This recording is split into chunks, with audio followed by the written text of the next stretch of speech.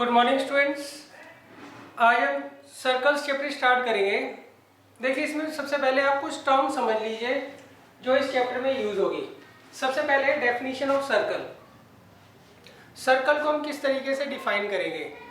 Circle जो है वो सेट होता है कुछ पॉइंट्स का जो कि इक्वी डिस्टेंट होता है फ्रॉम अ फिक्स पॉइंट, और उस फिक्स पॉइंट को हम बोलते हैं सेंटर, और उस फिक्स डिस्टेंस को हम बोलते हैं रेडियस ऑफ द सर्कल। तो देखिए, इसको हम डिफाइन कैसे करेंगे।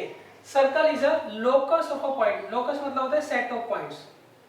तो हमने ये बहुत सारे पॉइंट्स ले लिए और ये सारे के सारे पॉइंट्स हम इस तरीके से लेंगे ताकि ये किसी एक फिक्स पॉइंट से इक्वल डिस्टेंस पर हो। मतलब ये वो फिक्स पॉइंट है और ये सारे के सारे लोकस ऑफ पॉइंट है। ये सारे के सारे जो पॉइंट्स हैं वो इस पॉइंट से क्या है, इक्वल डिस्टेंस पर है। और इस केस में इस फिक्स पॉइंट को हम बोलते हैं सेंटर और इस फिक्स डिस्टेंस को बोलते हैं radius of the circle. Clear है। यहाँ वाला पॉइंट आप P ले लीजिए, यहाँ वाला Q ले लीजिए, इस पॉइंट को आप R ले लीजिए। तो इस केस में OP, OQ और OR ये सारे के सारे क्या होंगे, इक्वल होंगे। तो सर्कल की डेफिनेशन क्या होगी। Circle is a locus of a point equidistant from a fixed point called center and this fixed distance is known as radius of the circle। तो देखिए, ये तो डेफिनेशन है सर्कल की। इसके बाद आता है circumference of the circle।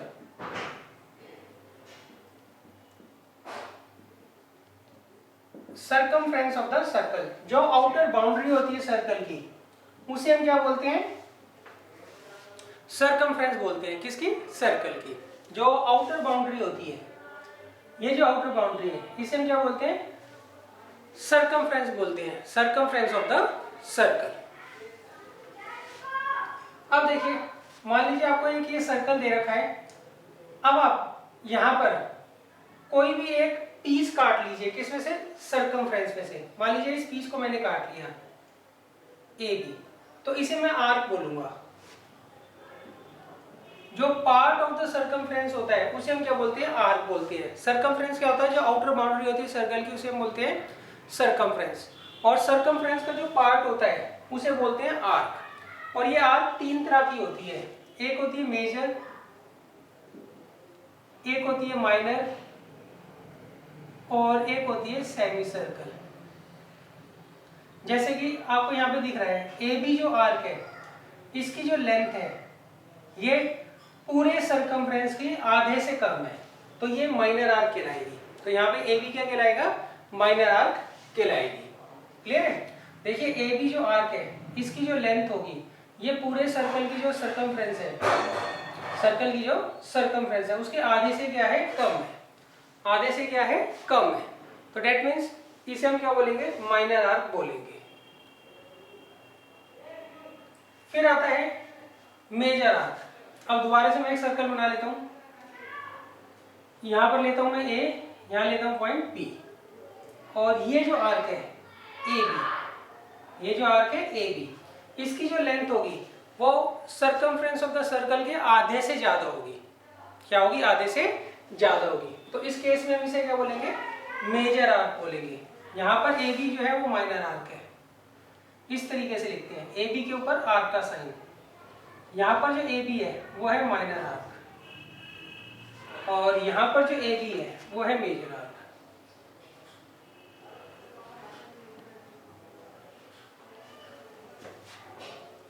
Clear है। थर्ड आता है सेमी सर्कल। मान लीजिए आपको एक ये सर्कल दिया हुआ है।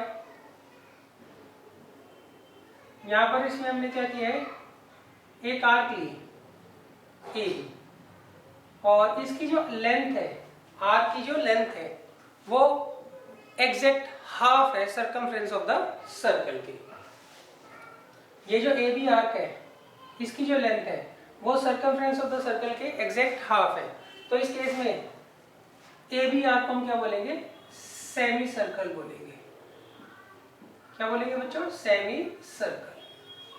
तो देखिए, सबसे पहले हमने सर्कल की डेफिनेशन की। Circle is a locus of a point equidistant from a fix point called centre and the fix distance is known as radius of the circle. Next हमने पढ़ा सरकमफ्रेंस, सरकमफ्रेंस जो होती है वो आउटर बाउंड्री होती है किसकी, सर्कल की। सरकमफ्रेंस क्या होता है, आउटर बाउंड्री होती है किसकी, सर्कल की। नेक्स्ट है आर्क। अब अगर मान लीजिए आप सरकमफ्रेंस का कोई एक पार्ट ले लेते हैं, कोई एक टुकड़ा ले लेते हैं, कोई एक पीस ले लेते हैं, तो उसे हम क्या बोलेंगे, आर्क बोलेंगे। तो यहाँ पे जो ए बी है ये क्या दे रखी है आपको, आर्क दे रखी है। ए बी क्या दे रखी है, यहाँ पे हमें एक आर्क दे रखी है। और ये आर्क तीन तरीके की हो सकती है, पहली मेजर, दूसरी माइनर और तीसरी सेमी सर्कल। तो ए बी यहाँ पे माइनर आर्क है क्योंकि इसकी जो लेंथ है ए बी की वो सरकमफ्रेंस ऑफ द सर्कल के हाफ से कम है। अच्छा, यहाँ पर ए बी जो है वो मेजर आर्क है, क्यों, यहाँ पे जो लेंथ ऑफ आर्क है ए बी वो सरकमफ्रेंस के आधे से क्या है, ज्यादा है। और अगर एग्जैक्ट हाफ हो तो वो क्या कहलाएगा, सेमी सर्कल कहलाएगा। ए बी जो आपको आर्क दे रखी है इसकी जो लेंथ है वो एग्जैक्ट हाफ है सरकमफ्रेंस ऑफ द सर्कल के, तो इस केस में ए बी क्या कहलाएगा, सेमी सर्कल कहलाएगा। तो इस तरीके से आर्क जो होती है वो तीन तरीके की होती है, एक मेजर आर्क, एक माइनर आर्क और तीसरा होता है सेमी सर्कल।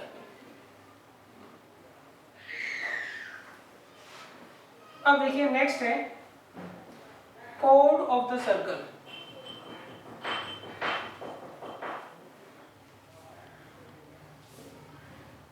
आप सरकमफ्रेंस के ऊपर कोई से दो पॉइंट्स ले लीजिए और उनको ज्वाइन करने से जो लाइन बनेगी वो कहलाती है कोड ऑफ द सर्कल। ये आपको सर्कल दे रखा है और ये इसकी आउटर बाउंड्री जो है ये क्या कहलाएगी, सरकमफ्रेंस। सरकमफ्रेंस के ऊपर हमने दो पॉइंट्स ले लिए, एक को ले लिया ए और एक को ले लिया बी। अब हम इन्हें ज्वाइन कर देते हैं, तो ये जो ए बी लाइन होगी इसे हम क्या बोलेंगे, कोड बोलेंगे, किसका, कोड ऑफ द सर्कल। यहाँ पे ए बी जो होगा वो क्या होगा, कोड होगा किसका, सर्कल का। तो कोड बनती कैसी है, कोड एक लाइन होती है जो कि सरकमफ्रेंस के ऊपर कोई से दो पॉइंट्स ले लो उनको ज्वाइन करने से बनती है। अच्छा, अब इस कोड की एक प्रॉपर्टी होती है कि जितना ये सेंटर के नजदीक होती है, देखिए यहाँ पर मैंने दो कोड बनाई है, एक सी डी और एक ए बी। जितना ये सेंटर के नजदीक होती है उतनी इसकी लेंथ क्या होती है, बढ़ती जाती है, उतनी इसकी लेंथ क्या होती है, बढ़ती जाती है। और जो सी कोड सेंटर से पास होती है वो लॉन्गेस्ट कोड होती है किसकी, सर्कल की। और इसी को हम बोलते हैं डायमीटर ऑफ द सर्कल। तो डायमीटर क्या होता है, diameter is the longest code of the circle. Diameter क्या होता है, longest code of the circle. Clear है। मान लीजिए आपको दो कोड दे रखी है, जो सेंटर के ज्यादा नजदीक होगी उसकी लेंथ उतनी क्या होगी, उससे उतनी क्या होगी, इसकी ज्यादा होगी। क्लियर है। मान लीजिए आपको दो कोड दे रखी है, उसमें से एक कोड सेंटर के पास है और दूसरी सेंटर के दूर है, तो जो उसी सेंटर के नजदीक होती है उसकी लेंथ ज्यादा होती है, जो सेंटर से दूर होती है उसकी लेंथ कम होती है। और लॉन्गेस्ट कोड कौन सी होगी, जो हमेशा सेंटर से पास होगी, और इसी को हम बोलते हैं डायमीटर ऑफ द सर्कल। अच्छा, अब देखिए हमने कोड पढ़ लिया, डायमीटर पढ़ लिया, अब नेक्स्ट है टेंजेंट। देखिए टेंजेंट एक ऐसी लाइन होती है जो कि एक्सटर्नल पॉइंट से आती है और सर्कल को सिर्फ टच कर कर निकल जाती है। मान लीजिए आपको एक ये सर्कल दे रखा है और ये एक्सटर्नल पॉइंट दे रखा है, इस एक्सटर्नल पॉइंट से आपने एक लाइन खींची जो कि सर्कल को सिर्फ टच करकर चली जाएगी, सही, सर्कल को क्या करेगी, सिर्फ टच कर कर निकल जाएगी। तो इस लाइन को हम क्या बोलेंगे, टेंजेंट बोलेंगे। क्या बोलेंगे बच्चों, टेंजेंट। तो यहाँ पे ए बी जो है वो सर्कल के ऊपर क्या है, टेंजेंट है। नेक्स्ट आता है सीकेंट। सीकेंट जो होता है ये भी एक लाइन होती है, ये भी एक्सटर्नल पॉइंट से आती है, मगर ये सर्कल को दो पॉइंट्स पर इंटरसेक्ट करती है। तो यहाँ पर पी ए बी जो है वो सीकेंट है, किसका, सर्कल का। और यहाँ पे ए बी जो है वो टेंजेंट है, किस पर, सर्कल पर।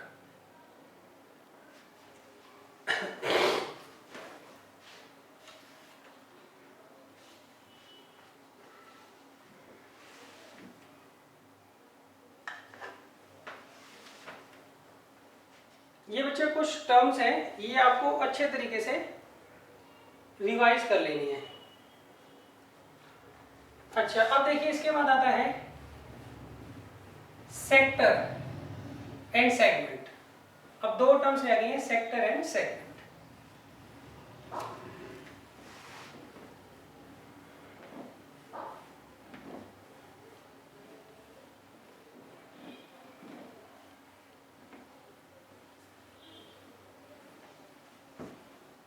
देखिए मान लीजिए आपको एक ये सर्कल दे रखा है और ये सेंटर दे रखा है। यहां से हम दो रेडियस ड्रॉ कर लेते हैं। तो इन रेडियस और आर्क के बीच का जो एरिया होता है इसे हम बोलते हैं सेक्टर। इसे क्या बोलते हैं? सेक्टर। क्लियर है? तो सेक्टर क्या होता है? It is the area bounded between two radius and arc of the circle. Clear? देखिए ये जो एरिया है ये इन दोनों रेडियस और इस आर्क के बीच में बाउंड है। इस एरिया को हम क्या बोलेंगे? सेक्टर बोलेंगे। इसे क्या बोलेंगे? सेक्टर बोलेंगे। अच्छा, नेक्स्ट होता है सेगमेंट। सेगमेंट में देखिए यहां पर हम क्या करते हैं? कॉर्ड खींच देते हैं। कॉर्ड और आर्क के बीच का जो एरिया होता है, the area bounded between chord of the circle and arc of the circle, इसे हम बोलते हैं सेगमेंट। इसे बोलते हैं सेगमेंट। तो सेक्टर और सेगमेंट में क्या होता है? सेक्टर जो होता है it is the area bounded between radii and arc of the circle. सही है? और जबकि सेगमेंट में क्या होता है? It is the area bounded between chord and arc of the circle.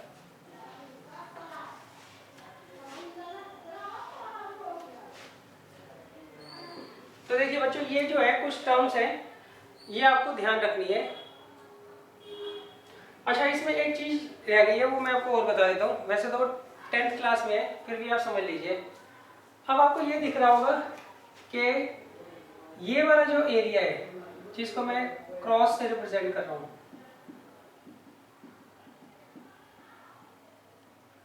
ये भी तो रेडियस और आर्क के बीच में है, तो इसको भी तो हम सेक्टर बोलेंगे। हाँ, इसको भी हम क्या बोलते हैं? सेक्टर ही बोलेंगे। क्यों? ये वाला जो एरिया है ये इन दोनों रेडियस और आर्क के बीच में है, तो इसे भी हम सेक्टर बोलेंगे। तो फिर इसमें और इसमें क्या अंतर है? अगर ये दोनों ही सेक्टर है, ये जो सेक्टर है माइनर सेक्टर है। ये कौन सा सेक्टर है बच्चों? माइनर। और ये जो क्रॉस है जिसको हमने रिप्रेजेंट किया ये भी सेक्टर है, मगर ये क्या है? मेजर। सही? आप पहचान कैसे करोगे माइनर और मेजर की? अब देखिए ये जो सेक्टर का एरिया है ये पूरे सर्कल के एरिया के आधे से कम है, इसीलिए इसे हम बोलेंगे माइनर सेक्टर। और ये वाला जो क्रॉस वाला एरिया है, क्रॉस वाला जो एरिया है ये पूरे सर्कल के एरिया के आधे से क्या है? ज्यादा है, तो इसे बोलेंगे हम मेजर सेक्टर। अच्छा, अब ऐसे ही सेगमेंट में है ये वाला जो एरिया है ये भी तो सेगमेंट है। क्यों? ये भी तो कॉर्ड और आर्क के बीच में ही है। क्लियर है? ये जो क्रॉस वाला एरिया है ये भी तो कॉर्ड और आर्क के बीच का एरिया है, तो इसको भी तो हम सेगमेंट ही बोलेंगे। हाँ जी, इसको भी हम सेगमेंट बोलेंगे। तो दोनों में डिफरेंस क्या है? ये माइनर कहलाएगा और ये मेजर कहलाएगा।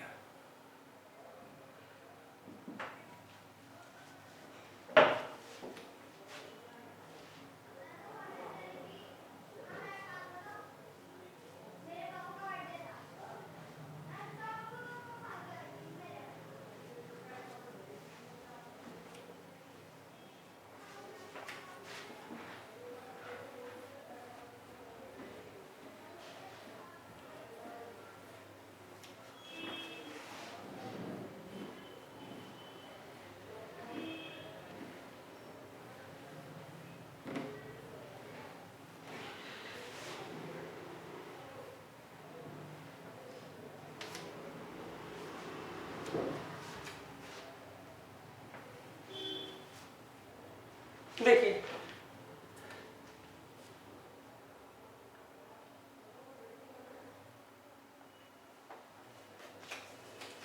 अब हम करते हैं एक्सरसाइज 10.1। इसमें पहला जो क्वेश्चन है, इसमें 6 पार्ट्स हैं और वो 6 के 6 जो है फिलिंग द ब्लैंक्स हैं। इसमें पहले में इन्होंने कहा है the centre of a circle lies in dash of the circle।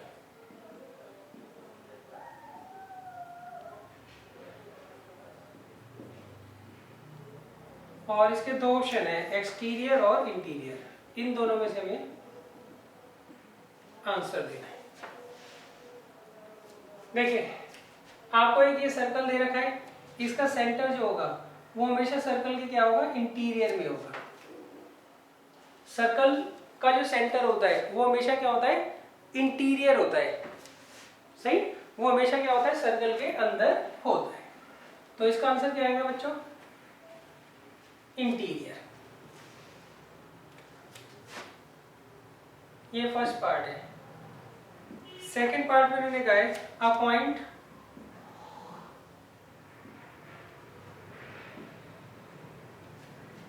whose distance from the center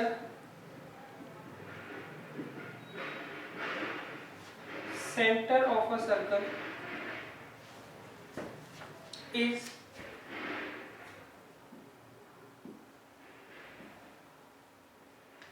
greater than its radius, lies in dash of the circle। और इसके भी दो ऑप्शन दिए हुए हैं, एक्सटीरियर और इंटीरियर।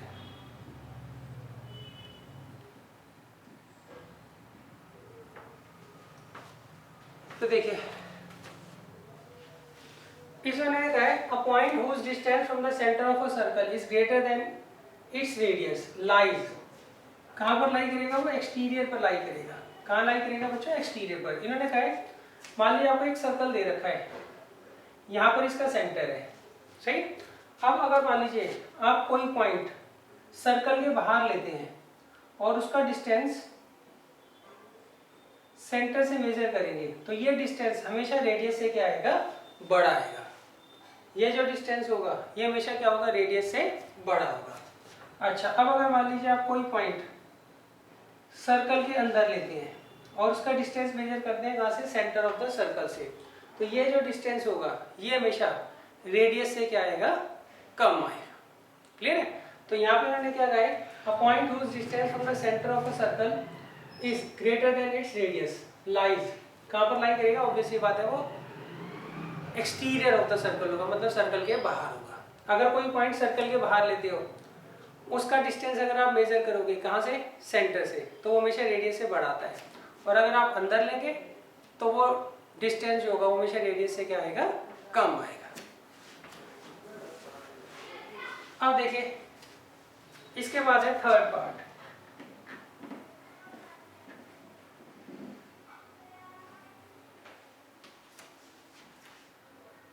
थर्ड पार्ट में मैंने कहा है the longest chord of a circle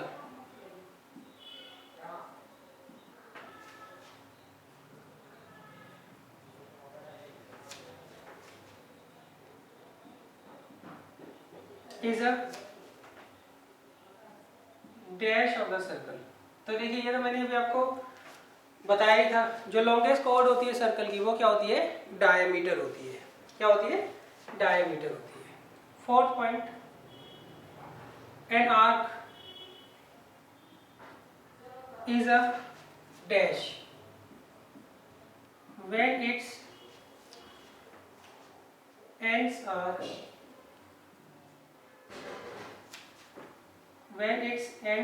the ends of a diameter। देखिए मान लीजिए आपको एक आर्क दे रखी है और उस आर्क के जो एंड पॉइंट्स हैं वो डायमीटर के एंड पॉइंट्स हैं। तो मैं क्या करता हूँ, यहाँ पे पहले एक डायमीटर खींच लेता हूँ। ए भी मैंने डायमीटर खींच लिया। अब ए बी के एंड पॉइंट से मैंने एक आर्क बना दी, क्लियर है? ये चलो मैं डैश से दिखा देता हूँ, डैश डैश डैश डैश। तो ये जो आर्क है इसे हम क्या बोलेंगे? सेमी सर्कल बोलेंगे। क्या बोलेंगे? सेमी सर्कल बोलेंगे। क्लियर है? आर्क तीन तरह की होती है ना, एक माइनर आर्क, एक मेजर आर्क और एक सेमी सर्कल। तो यहाँ पर मैंने कहा है ये जो ए बी आर्क है इसके एंड पॉइंट्स हैं ए और बी, और यही डायमीटर के भी एंड पॉइंट्स हैं। तो इस केस में ए बी जो होगा वो क्या होगा? सेमी सर्कल होगा। फिफ्थ पार्ट देखिए,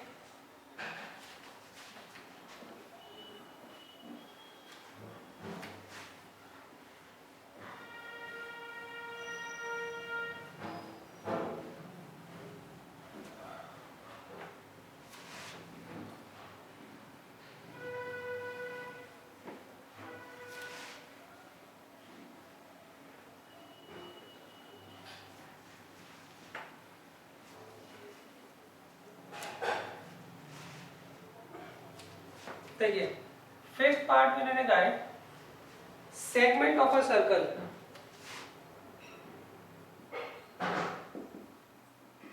segment of a circle is the region between an arc and dash of the circle।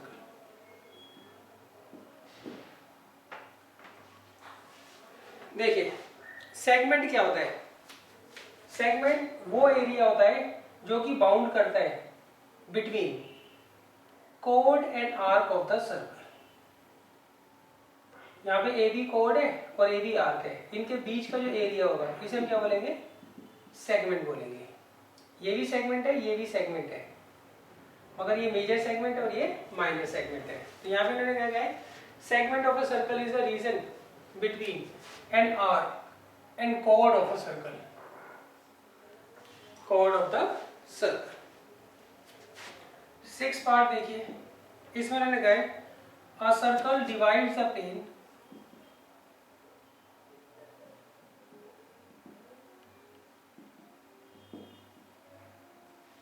a circle divides the plane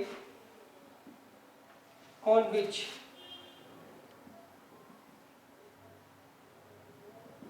it lies in dash parts. देखिए इसमें मैंने क्या आपको एक सर्कल दे रखा है, ये सर्कल क्या करेगा? इस प्लेन को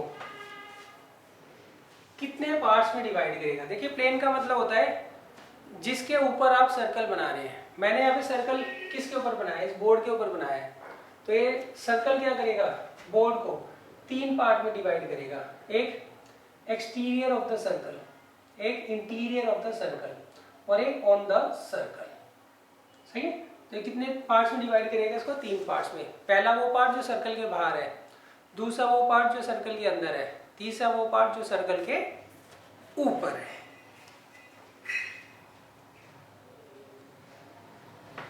अब देखिए इसके बाद है क्वेश्चन नंबर 2। क्वेश्चन नंबर 2 में आपको ट्रू फॉल्स दिया है इन्होंने।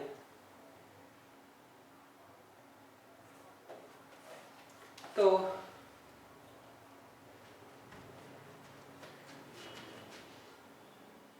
इसके फर्स्ट पार्ट में मैंने लिखा है line segment joining, line segment joining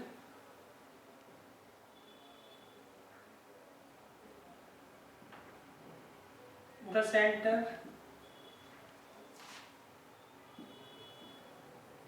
to any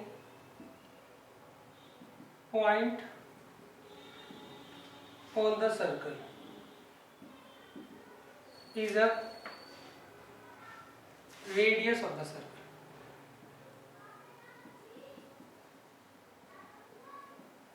देखिए इसमें मैंने कहा है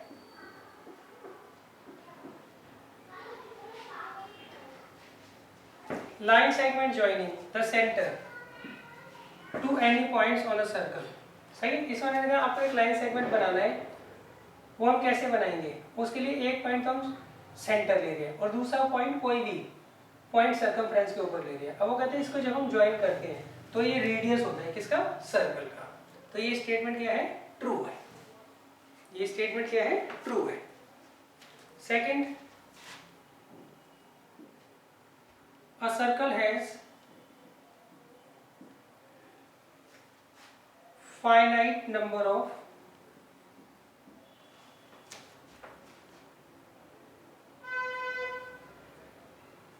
इक्वल कोर्स। क्या मतलब, एक सर्कल पे finite number of equal course हो सकती हैं। तो देखिए इसमें सबसे पहले आप जो वर्ड है फाइनाइट और इनफाइनाइट, इसका मतलब समझ लीजिए। क्लियर है। देखिए फाइनाइट का मतलब होता है जिसको आप गिनकर बता सकते हो, और इनफाइनाइट इसका उल्टा होता है। इनफाइनाइट वो होता है जो अनकाउंटेबल होता है। सही, क्लियर है। फाइनाइट जिसको आप काउंट करके बता सकते हो कि भाई ये इतने होंगे, इनफाइनाइट जिसको आप काउंट नहीं कर सकते हो। क्लियर है। अच्छा, अब इन्होंने कहा a circle has finite number of equal chords. इसमें इन्होंने कहा है आपको एक सर्कल दे रखा है, उसमें आप finite number of equal chords बना सकते हो। सही, finite number of equal chords मतलब इसके अंदर जो इक्वल कॉर्ड्स बनेगी उनका जो नंबर होगा वो लिमिटेड होगा। ऐसा नहीं है, आप infinite number of equal chords किसी भी सर्कल में बना सकते हैं। तो इसका मतलब इसका जो दूसरा स्टेटमेंट है वो रॉन्ग है। Third, if a circle is divided into 3 equal arc, each arc is major arc. देखिए थर्ड पार्ट में इन्होंने क्या कहा है, अगर हम एक सर्कल को 3 इक्वल पार्ट्स में डिवाइड करते हैं तो तीनों के तीनों जो पार्ट्स होंगे वो क्या होंगे, मेजर आर्क होंगे। तो आपको ये चेक करके बताना है ये ट्रू है या फॉल्स है। थर्ड पार्ट है, if a circle is divided into 3 equal arcs,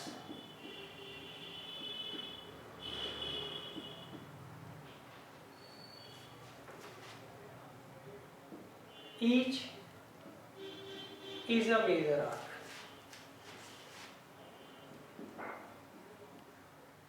तो देखिए इसमें मैंने कहा है आपको एक सर्कल दे रखा है, उसको हम क्या करते हैं 3 इक्वल आर्क्स में क्या करते हैं, डिवाइड कर लेते हैं। सही। तो मान लीजिए पहली आर्क हो गई ए बी, दूसरी आर्क हो गई बी सी, और तीसरी आर्क हो गई सी ए। तो हमने क्या किया, इस सर्कल को 3 इक्वल आर्क्स में डिवाइड कर दिया। एक आर्क ए बी है, एक बी सी है और एक सी है। अब वो कहते हैं क्या तीनों की तीनों मेजर आर्क होंगी? नहीं, ऐसा नहीं है। तीनों की तीनों क्या होंगी, माइनर आर्क होंगी। मेजर आर्क कौन सी होती है, जिसकी length half the circumference of the circle से ज्यादा होती है। माइनर आर्क कौन सी होती है, जिसकी length half of the circumference of the circle से कम होती है। तो यहाँ पर आप देखेंगे ए बी हुआ, बी सी हुआ या सी ए हुआ, तीनों की जो लेंथ होगी half the circumference of the circle से क्या होगी, कम होगी। इसलिए ये तीनों की तीनों मेजर आर्क नहीं होगी। तो इसका मतलब ये स्टेटमेंट जो है वो भी गलत है। फोर्थ स्टेटमेंट देखिए, इसमें मैंने कहा a code of a circle which is twice as long as its radius is diameter of the circle। हाँ जी, ये सही है कि जो डायमीटर की लेंथ होती है वो रेडियस से क्या होती है, डबल होती है। इसमें मैंने कहा है a code of a circle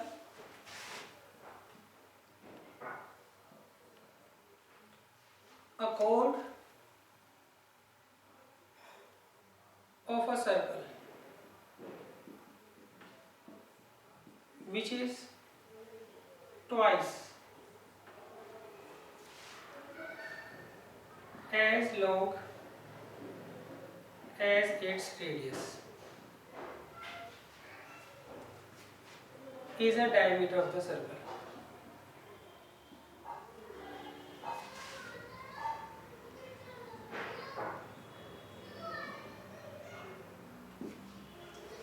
clear है। तो देखिए इसमें क्या आपको एक ऐसी कॉर्ड दे रखी है जिसकी लेंथ जो है ट्वाइस है रेडियस की। तो क्या डायमीटर होगी? हाँ जी, क्योंकि डायमीटर की जो लेंथ होती है वो रेडियस की क्या होती है?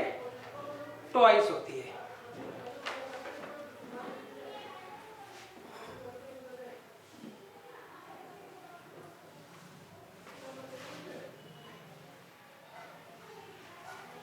अब देखिए नेक्स्ट है fifth part.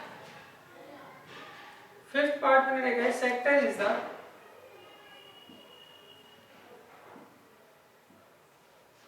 Region between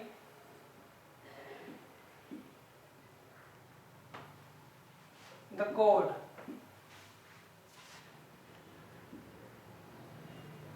and its corresponding arc। तो देखिए सेक्टर कौन सा रीजन होता है, पहले तो आप ये समझ लीजिए। ये हमने एक सर्कल ले लिया, यहाँ पर आप दो रेडियस ड्रॉ कर लीजिए। तो इन दोनों रेडियस और आर्क के बीच का जो एरिया होगा उसे क्या बोलेंगे? सेक्टर बोलेंगे। उसे क्या बोलेंगे? सेक्टर। अब यहाँ पे लिखा है sector is the region between the code. तो कोड तो इसमें है नहीं, एंड इट्स कॉरेस्पॉन्डिंग आर्क। तो ये गलत है। सही? कोड और आर्क के बीच का जो एरिया होता है वो क्या कहलाता है? सेगमेंट कहलाता है। वो क्या कहलाता है? सेगमेंट कहलाता है। कैसे? जैसे मान लीजिए आपको AC यहाँ पर एक आर्क दे रखी है और AC एक कॉर्ड दे रखी है, तो इनके बीच का जो एरिया होगा ये सेगमेंट कहलाता है। ये क्या कहलाता है? सेगमेंट। जबकि यहाँ पर इन्होंने क्या बोला है? इसको सेक्टर बोला है। तो इसका मतलब ये स्टेटमेंट गलत है। सिक्स पार्ट देखिए, a circle is a plane figure. A circle is a plane figure. हाँ जी, सर्कल जो होती है प्लेन फिगर होती है। आपको कैसे पता लगेगा कोई फिगर प्लेन है या नहीं? अगर आप उसको प्लेन पर प्रॉपर बना सकते हो तो इसका मतलब वो प्लेन फिगर होगी। क्लियर है?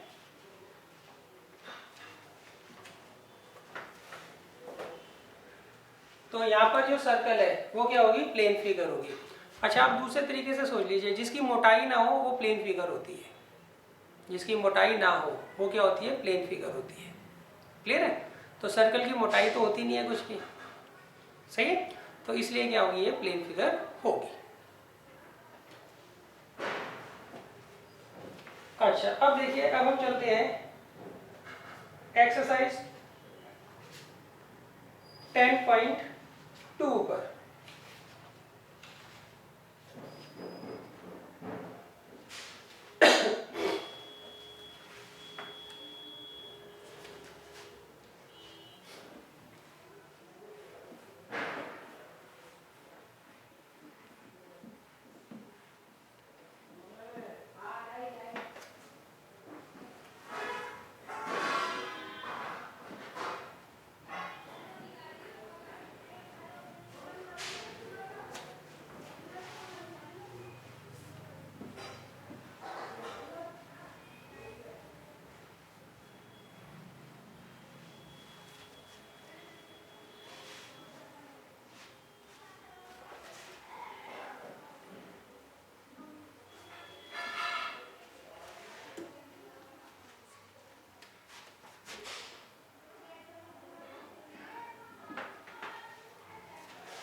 देखिए एक्सरसाइज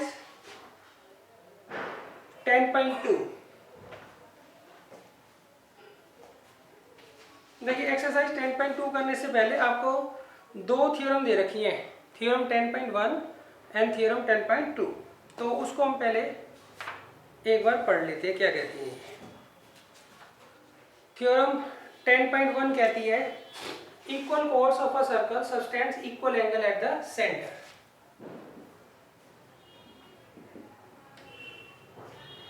ये कहती है equal course of a circle, equal course of a circle subtend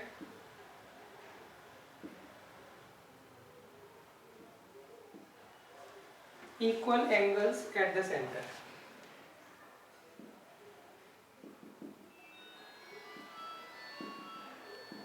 तो देखिए ये कैसे करना है। देखिए इसमें मैंने कहा आपको एक सर्कल दे रखा है, है यहाँ पर आप दो इक्वल कॉर्ड्स बना लीजिए। एक कॉर्ड हमने ले ली ए बी और दूसरी कॉर्ड ले ली सी डी, दोनों की लेंथ जो है वो सेम है। अब आपको ये बताना है ए बी जो सेंटर पर एंगल बनाएगी और सी डी जो सेंटर पर एंगल बनाएगी, ये दोनों एंगल्स क्या होंगे, इक्वल होंगे। ये हमें क्या करना है, प्रूव करना है।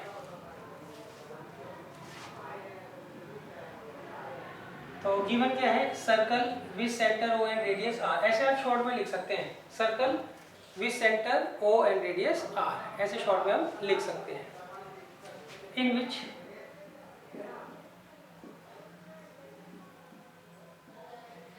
ए B and C D are two equal chords, और यहाँ पर ए बी और सी डी जो है वो दो इक्वल कोड्स हैं। अब देखिए टू प्रूफ, क्या प्रूव करना है हमें प्रूव करना है यहाँ पर ए बी जो है वो किसके बराबर होगा, सी डी के बराबर होगा। ए बी किसके बराबर होगा, सॉरी, ये दोनों कोड्स जो है सेंटर पर सेम एंगल बनाती है, तो हमें प्रूव करना है एंगल ए ओ बी जो है वो किसके बराबर होगा, एंगल सी ओ डी के।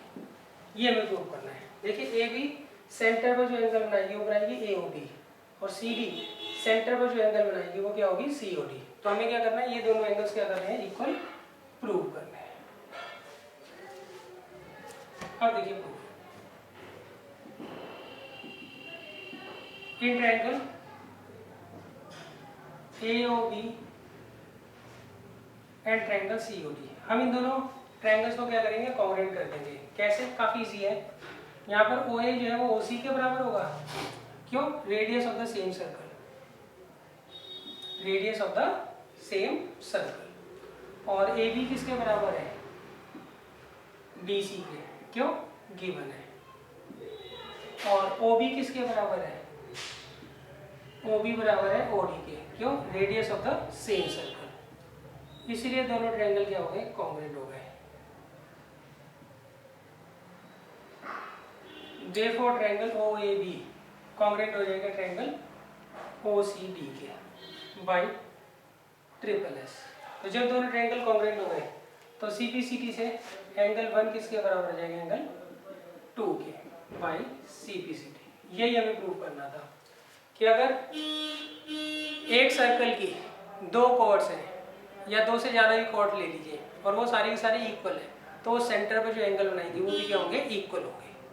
क्लियर है,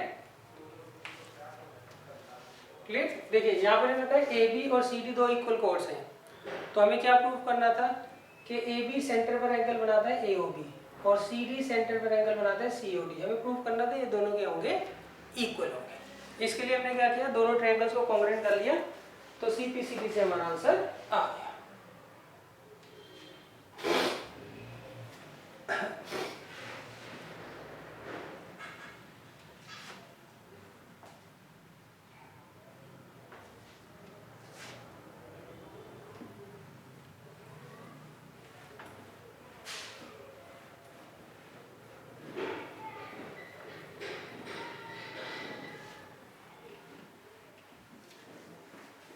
अब देखिए थ्योरम 10.2,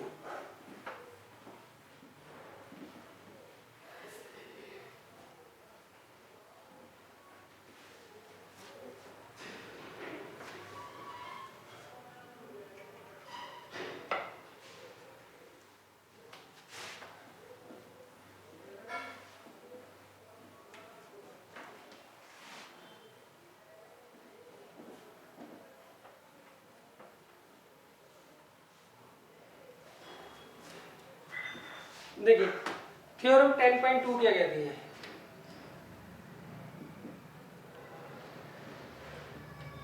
थ्योरम 10.2 मैंने लगाया, if the angle subtended by a chord of a circle at the centre are equal then chords are equal. देखिए इसमें हमें जो रिजल्ट प्रूव करना है वो 10.1 का क्या है, उल्टा है, मतलब कन्वर्स है। इसमें इन्होंने कहा if the angle subtended by the chords of a circle at the centre are equal. मान लीजिए आपको दो कॉर्ड दे रखी है, एक का नाम ए बी ले लिया और एक का सी डी, और ये सेंटर पर इक्वल एंगल सब्सटेंड करती है। मतलब ये वाला एंगल अगर इसके बराबर है तो हमें प्रूव करना है इस केस में दोनों कोर्ड्स की लेंथ क्या होगी, इक्वल होगी। सही। तो देखिए सबसे पहले गिवन में लिखोगे circle with centre O and radius R. इस तरीके से शॉर्ट में हम लिख सकते हैं, इन विच एंगल 1 किसके बराबर, एंगल 2 के। अब देखिए टू प्रूव, हमें प्रूव क्या करना है, यहाँ पर ए बी जो है वो किसके बराबर होगा, सी डी के। अब देखिए proof, in triangle A O B and triangle D O C, इन दोनों ट्रायंगल्स को ले लीजिए, A O B and D O C. इन दोनों ट्रायंगल्स को हम क्या करेंगे, कॉन्ग्रुएंट कर लेंगे। कैसे, ओ ए किसके बराबर है, ओ डी के। क्यों, radius of the same circle, एक ही सर्कल की रेडियस है ना, तो ऑब्वियस सी बात है इक्वल होगी। एंगल 1 किसके बराबर है, एंगल 2 के, गिवन है, क्लियर है। और ओ बी किसके बराबर है, ओ सी के। क्यों, radius of the same circle, इसीलिए दोनों ट्रायंगल क्या हो जाएंगे, कॉन्ग्रुएंट हो जाएंगे। Triangle A O B congruent हो जाएगा ट्रायंगल डी ओ सी के बाई एस ए एस।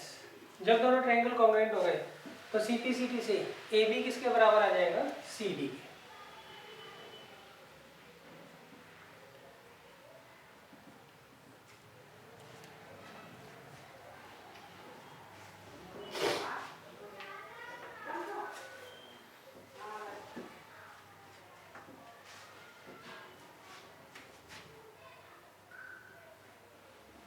अब देखिए हम एक्सरसाइज स्टार्ट करते हैं।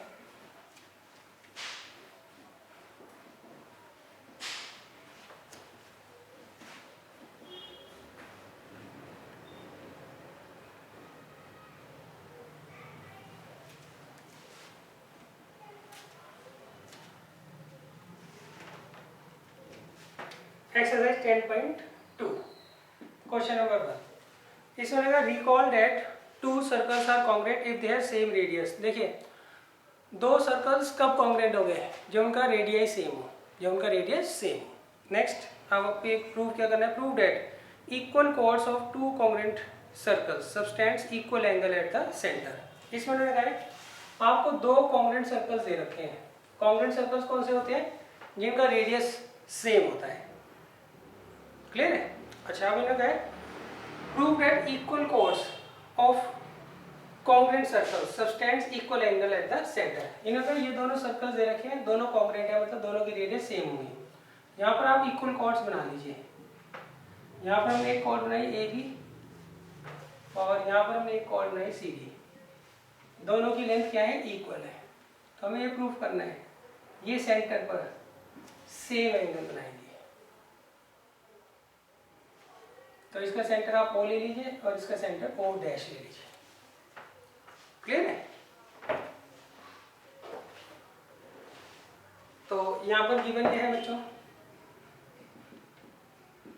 गिवन है सर्कल, पहला सर्कल दे रखा है with centre O and radius R, and दूसरे सर्कल को सी डैश मान लिया। इसका सेंटर क्या है, ओ डैश, और रेडियस आर ही होगा, क्यों, दोनों कॉन्ग्रुएंट है। सही। इन विच ए बी जो है वो किसके बराबर है, सी बी। टू प्रूफ, क्या प्रूफ करना है बच्चों, हमें इसे प्रूफ करना है एंगल 1 जो होगा वो किसके बराबर होगा, एंगल 2 के। अब देखिए प्रूफ, काफी इजी क्वेश्चन है। हम इन दोनों ट्रायंगल्स को क्या करेंगे, कॉन्ग्रुएंट कर देंगे। तो सीपीसीटी से अपने आप ही एंगल 1 जो है वो एंगल 2 के बराबर हो जाएगा। कैसे, in triangle A O B and triangle CO dash D. यहाँ पर OA किसके बराबर है? O डैश सी के। क्यों? Radius of the congruent circles, दोनों सर्कल्स क्या है? कॉन्ग्रेंट है, कॉन्ग्रेंट है तो रेडियस सेम होगी। और OB is equal to O dash D, वही reason, radius of the congruent circles. और AB किसके बराबर है? CD के, गिवन है। इसीलिए दोनों ट्रायंगल OAB कॉन्ग्रेंट हो जाएगा O डैश CD के बाय ट्रिपल S। ठीक है, जब दोनों ट्रायंगल कॉन्ग्रेंट हो गए तो CPCT से एंगल 1 किसके बराबर हो जाएगा? एंगल 2 के बाय CPC। क्लियर है? तो हमने क्या किया, इन दोनों ट्रायंगल्स को कॉन्ग्रेंट कर लिया। जब दोनों ट्रायंगल कॉन्ग्रेंट हो गए तो CPCT से एंगल 1 जो है वो एंगल 2 के बराबर हो जाए।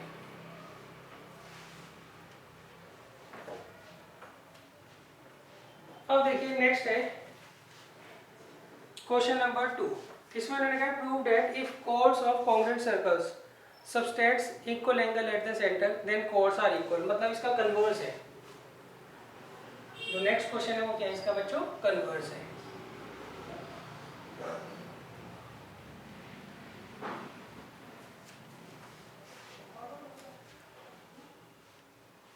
देखिए यहाँ पर इन्होंने कहा है हमें दो कॉन्ग्रेंट सर्कल्स दे रखे हैं और इनकी जो कॉर्ड्स है AB और CD ये इक्वल एंगल सबटेंड करते हैं किस पर? सेंटर पर। दैट मींस एंगल 1 जो है किसके बराबर? एंगल 2 के।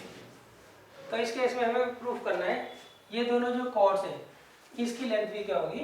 इक्वल होगी।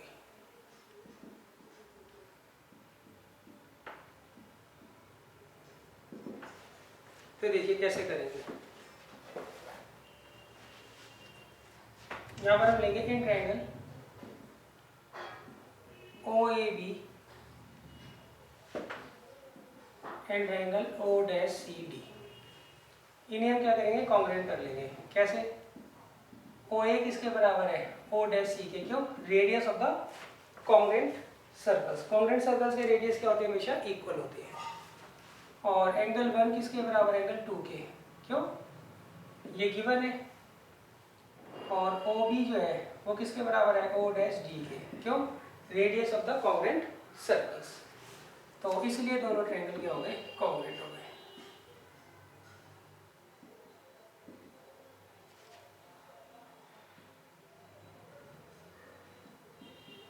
Bye SAS। तो जब दोनों ट्रायंगल कॉन्ग्रेंट हो गए सही, तो CPCT से AB किसके बराबर हो जाएगा? CD के।